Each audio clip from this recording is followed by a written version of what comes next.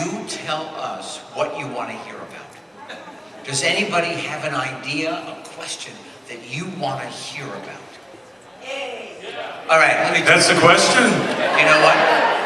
A came from talking too much, as the Fonz. So I reduced sound to A. Like, hey, look at that, she's so beautiful. Hey, I am hungry. Hey, don't you mess with me. What else? What else do you want to hear about? You still got it, right?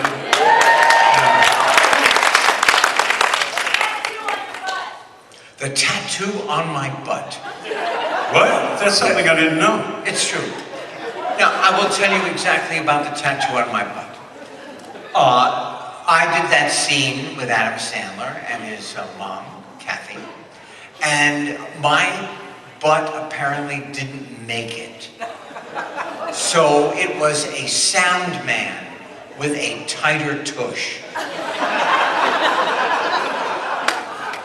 Not only that, but if I saw a needle coming toward me, I would fall to the floor and scream like a 9-year-old girl.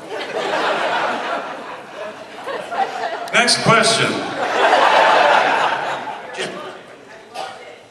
You loved our books? All right.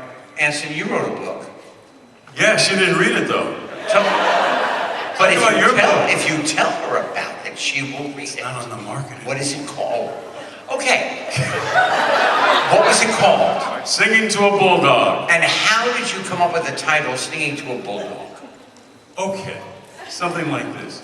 When we were doing Happy Days, at the beginning, you know, it wasn't like Stars Today. We weren't getting a lot of money for it. But I've always been one to see what you have now, what you don't have. And I happened to be talking to David Cassidy, and he said how much better he did singing off the show than on the show, but singing on the show did him well off the show. So, and then Barry Williams, it was the last year of Brady Bunch, and he was saying how they put together this Brady Bunch singing group and how well they were doing off the show. So I thought, well, you know, I was in musicals and this and that, and I sing. I thought, well, maybe I could convince Gary Marshall to try out a song, have a band on the show. So one morning I found him. I said, Gary, I have this idea. He said, I don't have time. I said, only take a minute. He goes, walk with me, walk with me. So I'm walking with him. I go, Gary, you got girls in the show, cars in the show. You need a band. I sing. He goes, a band? I go, yeah, band, you know, like Ricky Nelson, and, you know, in Arnold's. He goes, wait, well, that's not no.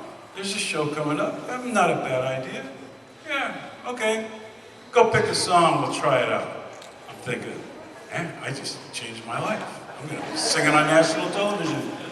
Then I hear he yells loudly, but you're singing to a bulldog. I go, what? Yeah, Elvis did it, and he goes, I don't have time to hear you. If you're good, I get laughs. If you're bad, I get laughs. You're singing to a bulldog. There I am. Well, bless my soul, what's wrong with it? I don't know if you saw the show, it was the fraternity party. Well, it did well. I mean, people liked it. Gary said, it's not bad, let's do it more. Well, I was able to get a record contract after that, start doing concerts. So anyway, it was my bulldog moment.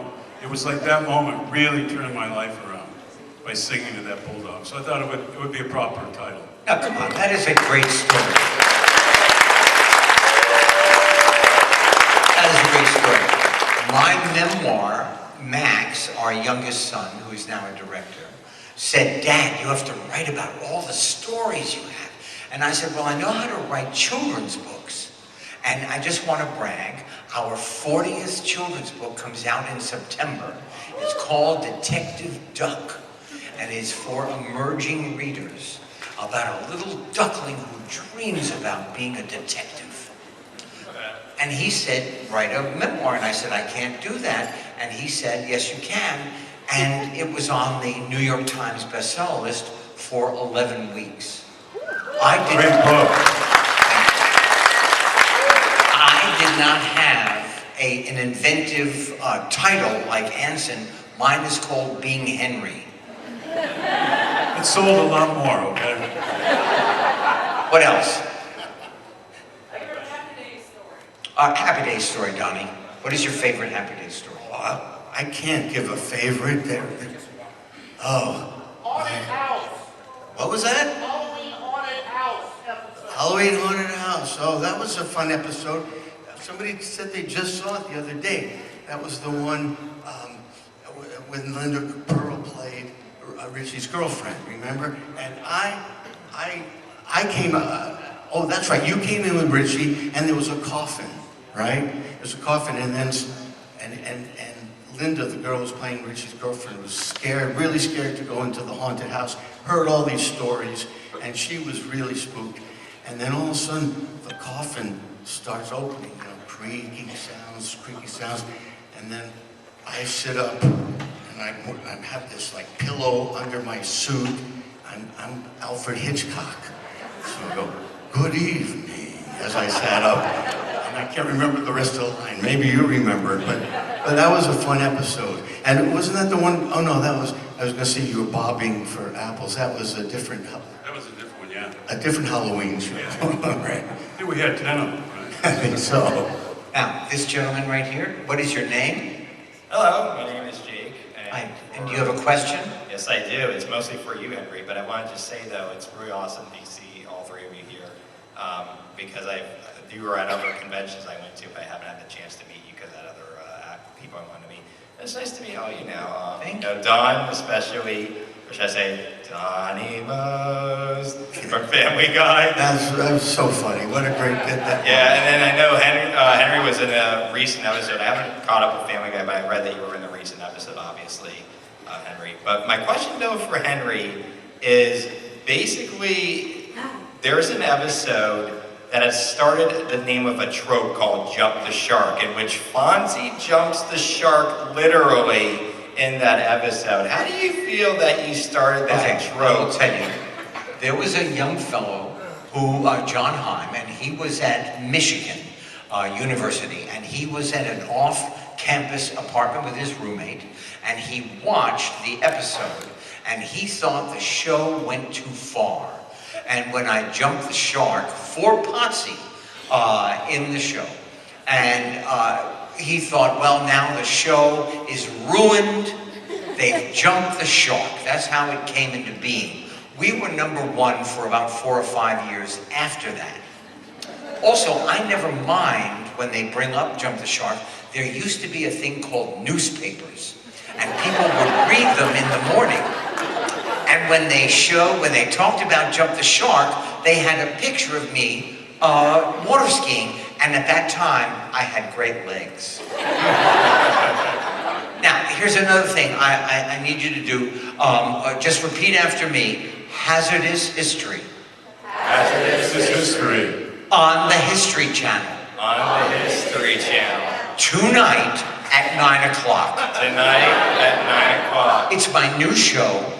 It is the last episode of this first bunch of 8. And for those of you who have watched it, we were picked up for the 2nd season. So thank you. For those of you who haven't watched it, I'll just give you an example. 7-Up, invented 1927. Bubbly, citrusy, and the tagline was, "We'll take the edge off," because it was laced with lithium. You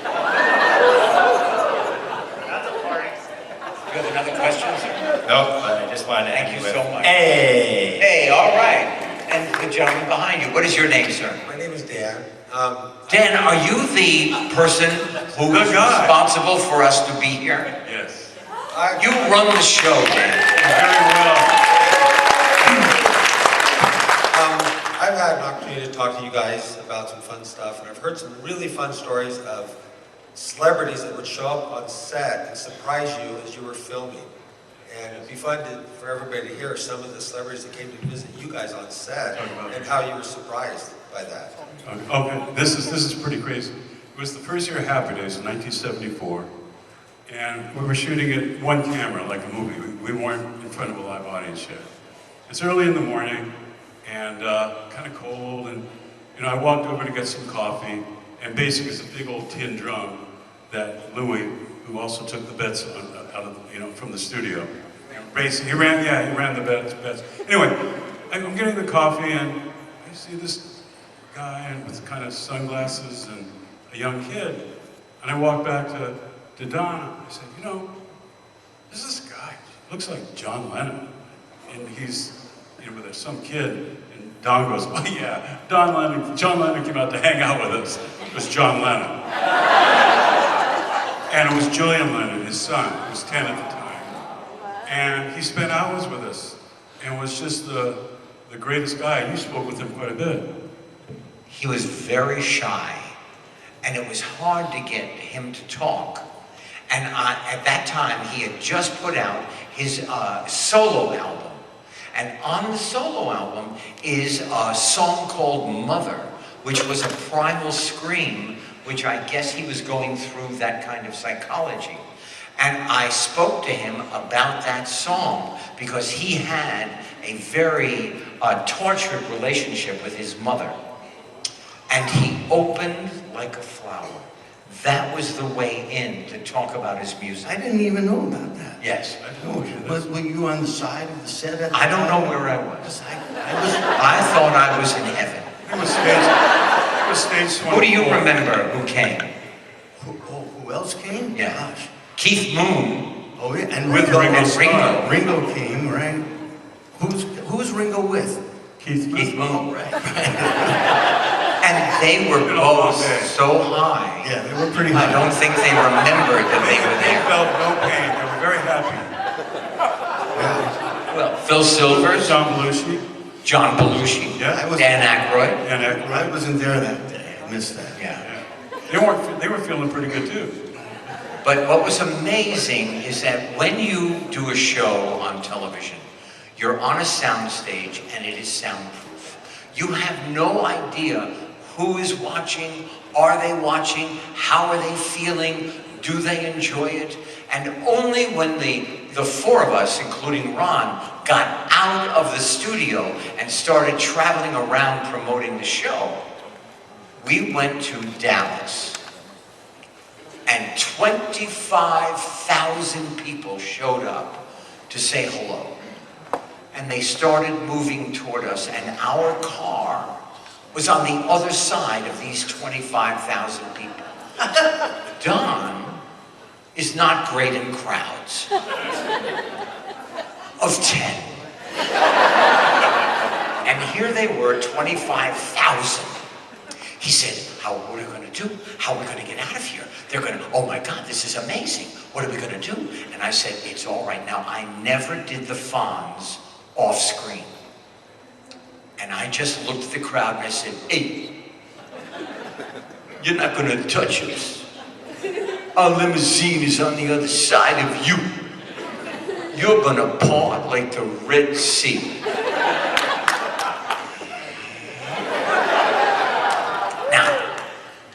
Walking through the bunch of people, and somebody said, hey, you're so short. Am I allowed to say a very bad word? Yes. I said, hey, fuck you, I'm not sure. And he said, you are so cool. Another question. Yes. Hi, my name is Barbara, and this is for all three of you. There must be a question that you have not yet been asked, ever. What is that question that you would like to be asked? Take that one, Don. God. Oh, please, dear God, help me here. What would I have liked to have been asked? Okay. What was it like for you growing up in Brooklyn? What was it like? I grew up in the neighborhood Flatbush, Brooklyn. Probably about a mile from where Ebbets Field was, but by the time I started following baseball, Dodgers were gone, so it was the Yankees for me. And there was a lot of stickball, where we go to where the subway station was in the back wall, the wall where you'd enter it. And if you hit the ball over a certain distance, it would go down into the subway. And sometimes we would crawl down and avoid the third rail, which would get electrocuted, to get our rubber ball that we lost. So that was one of the things that I enjoyed. I went to Erasmus Hall High School, about 3 blocks from my house, where Barbara Streisand went, and Barbara Stanwyck, Mae West, so many people, Eli Wallach, and there was a great story about Barbara Streisand. Was she in the choir? You know, who remember? And this was a true story. She got kicked out of the choir, Barbara Streisand. The reason was she couldn't blend in because her voice was just so. But she literally got kicked out. And then we played touch football right outside on the side street next to my apartment building. I lived on the 4th floor, and touch football, it would be the end zones were sewer to sewer, and if a car started driving down the street, well, good luck. I mean, and then there were the parade grounds where about 6 blocks from the house, about 12 ball fields where we play ball, and then right across from that was Prospect Park, and you can go ice skating during the winter. So I have a lot of great memories, and my best friend lived in the apartment next door to me. So there were a lot of wonderful memories of growing up in Brooklyn. You know, that question created a novel? Well, I hadn't gotten a chance to talk. No, but you know what? That was a great answer. That was a great answer. Really good. You know, it is so lovely to be here, and it's so lovely of you to spend your Sunday afternoon with us. In a few hours, we're going to get on a plane and leave. The first time I was here in Tampa, I directed Burt Reynolds in a movie called Cop and a Half. And I had, the first time ever, I had a Sloppy Joe on top of Fritos. And when I went to drama school, I took that idea, and it was our dinner a lot of the time. All of the actors in the house I lived in, from Tampa. Wait, I think you have a question that you've never been asked. Both of you, right? Oh. They were trying to get out of that. Well, yeah. Oh, yes, you can. Oh, you want another question? No? You want, oh, shit, stuck? Okay, okay, what was your first job in shows? What was it? I'm thinking. Quick, the pressure's hard enough. Look, it's time. Well, I know, actually, when I started, there were talent nights in LA where you could bring your sheet music, go up there and do really bad. And I went to a few of those, every week, 3 or 4 different places. And one time, a waiter said that he was going out for summer stop in the morning. And I said, what's summer stop? He explained, well, they have a resident company, at a theater, and they bring in stars for different shows, but you stay there the whole time, playing different parts, whatever. He said it's at the Masonic Temple on Hollywood Boulevard. He said, I said, really? Okay, so next morning I go down there and stand in line. There are 2 lines. At the time, there's the equity line, which is union stage actors, but there was also a non-equity line, because equity forced the producers to see anyone in that line. They hated that, so I stood in line and waited and waited for the equity line to go forever. Finally, the non-equity line starts, goes. Finally, we get inside this building. It was like St. Peter's, big and echoing. And I'm hearing these voices. My board, X out. Mom, X out. I'm like, what am I doing here? I mean, out. They're just coming out, every 10 seconds they're coming out. Finally, it's my turn. I go in, I give them my sheet music, MAME. This old piano player with a cigarette bored out of his mind, and I says, "Is it your key?" "Yeah." Like, "Good, here." There's 4 people behind this old table in this huge room, very intimidating, not even looking up. So I start, "You coax the blues right out of the horn." I forget the words, every word. I start making them up, and then all of a sudden I'm hearing laughter, and I got through the whole song. And they're just hysterical. They said, "Oh my God," and they said, "Do you dance?" I go, "Absolutely, I cannot dance." No, literally to this day, if God did not give me a gift, it's these feet, man. No way. So, and he goes, "Oh," I go, "Sure, yeah." They go, "Well, we're having a callback." I go, "What's a callback?" They're laughing, thinking I'm kidding. And they said, "Billy here, one of the guys at the table, well, he's the choreographer. We had a few people stay behind, and he's gonna give you a little dance number, and we'll come back and see how you do." Great. Walk out there. There's maybe 20 people left. Go in this room, all sorts of mirrors. They start doing like some Bob Fosse dance number. And turn and twist and turn and boo and turn. Well, there's no way. I'm like this, so I'm not seen in the mirror. You know? Finally, they go in, they go 5 at a time, finally it's my turn. And I just went on instinct, what the hell? If they went up, I went down. If they went left, I went right. And they're hysterical again. They're hysterical, they're laughing like crazy. So finally it ends, and they said, "Okay, so-and-so stay." Because back then, you signed your equity contract right then and there. So he said, "Thank you, everybody else." I thought, well, that's it. Answer, what? "Could you wait outside?" Now I'm thinking, I did so bad, they're gonna come out to tell me, never go into show business. So I'm waiting, and they're signing a few contracts for these people. "Okay, come on in." I sit down, they explain to me, it's a resident company in Wichita, Kansas, Century 2 Auditorium, blah, blah, blah. They said, "You sing okay, you can't dance for, but you got something. We have an apprentice program. We pay $50 a week, $25 goes to the hotel. You're staying $25, you'll not even have time to spend. We own you. You'll build sets, you'll do everything, and you'll be in the show where we need you. If you do well and last to the end, we'll sign an equity contract so you can come back and join the union." So, but he says, "We're not going to," he says, "There's another apprentice, you two will pay for your gas. You figure out how to get to Wichita, Kansas." And that was it. That was my first deal, $50 a week. They owned you, but I got my equity contract and was able to join the union.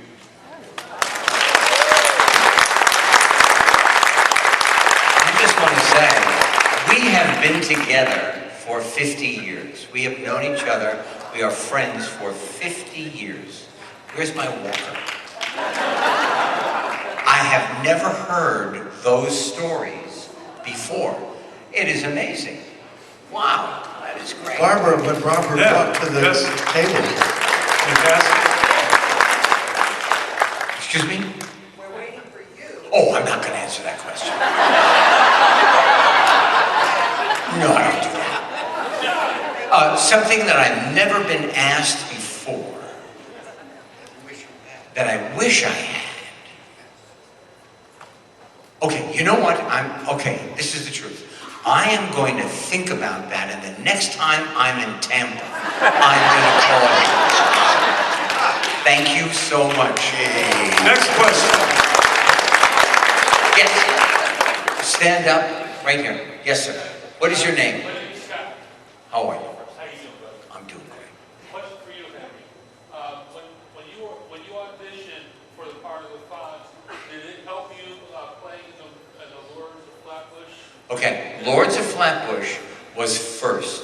Correct. I was in New York City. They had fired an actor. His name was Richard Gere. And I went and auditioned for this movie, and I got the part. And that was my beginning friendship with Sly Stallone, who is just a brilliant fellow. He, talks like this and everything, but he is amazingly creative and funny, and illiterate and a great writer. Then when I did the Fonz, I went in, I had hair down to my shoulders, I had a gigantic sweat stain. I walk in this room, all of these actors I have seen before on television, and me. Hi, how are you? You look famous even sitting down. Now it's my turn. I walk in, and I think honesty is the best policy. I said, this sweat stain that looks like the Hudson River under my shirt is because I am so nervous. And I'm going to read with this other fellow named Pasquale. I have 6 lines. He's going to read the other lines. I look at Pasquale and I said, out of the blue, I had no idea this was going to come out of my mouth. Don't look at me like that. Don't ever touch the leather. And then I walked out of the room, and on my birthday, October 30th, 1973, I got a call, would you like to join us on this show? And I said, if I'm able to play the emotionality, you know, when he hangs up his jacket, who does he have to be cool for? When he's in his apartment by himself. They said yes, I said yes, and I got to be friends with them.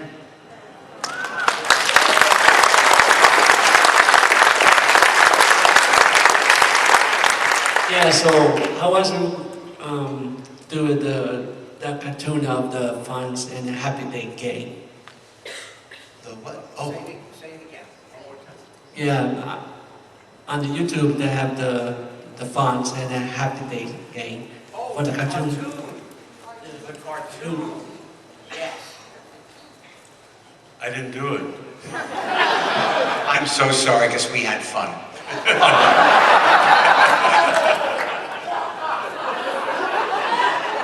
You know, once they had something that was successful, they would beat it into the ground. And so we did 1 season, right? 1 season of Fonzie and the Happy Days gang.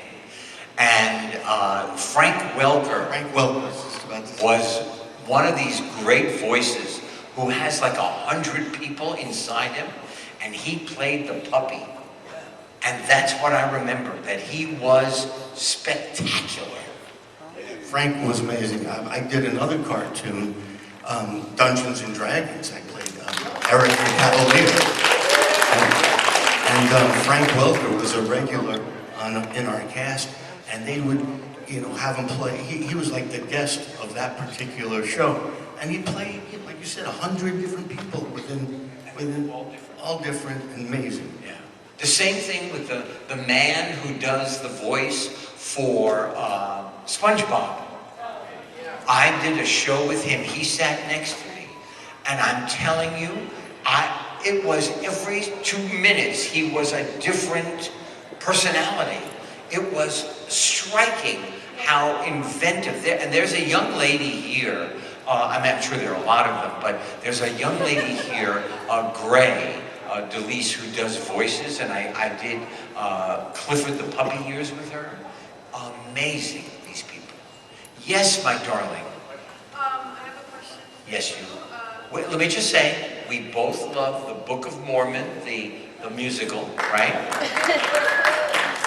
Go ahead. My question is, what do you attribute to your success as being able to toggle back and forth between acting and directing in so many like great movies and television shows? You know, Anson, you're a wonderful director.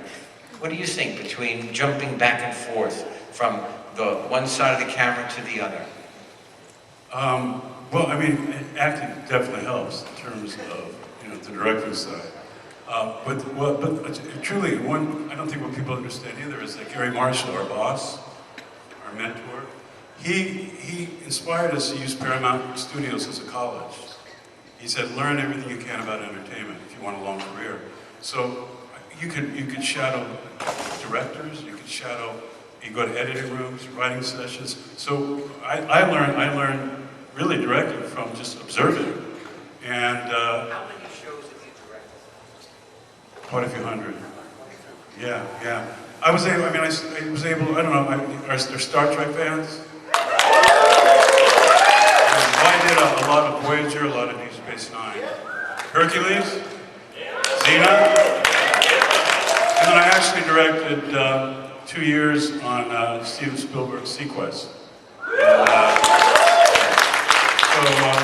But yeah, basically, you know, Gary inspired all of us. I mean, you know, Don directs, Henry directs. We're all multifaceted because we had the opportunity to take, instead of being involved with ourselves, we took the time to really educate ourselves and see what else we're good at. And after seeing my acting, I thought I'd better be good at something else. Can I just say, we have 13 seconds left. I want to thank you so much again for being here. We loved being here in Tampa. Thank you for your generosity of spirit.